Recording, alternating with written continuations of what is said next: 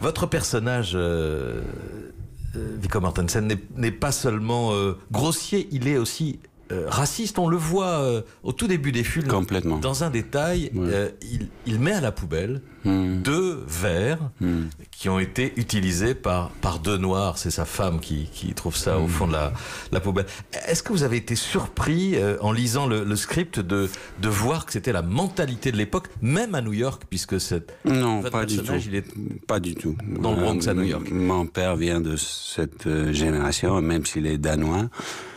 Il est venu aux États-Unis pendant les années 50. Il était comme les autres blancs, disons, de la génération de l'après-guerre. Ils étaient tous comme ça, un peu. C'était normal à l'époque.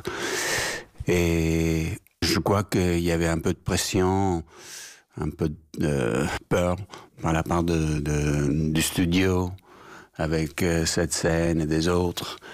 Mais je suis content de les avoir dans le film. C'est important de voir comment Tony est capable à la fin d'évoluer, de changer.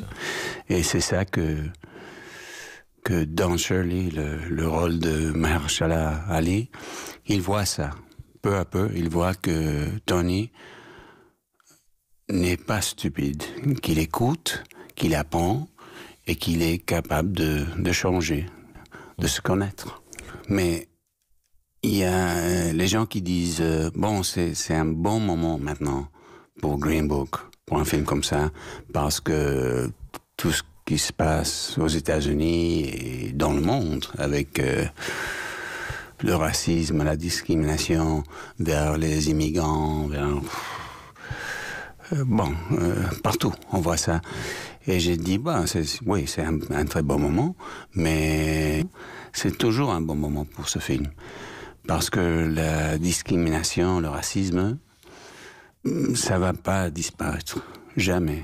Le travail de chaque génération, de chaque personne, c'est de surmonter ça, de comprendre, d'apprendre.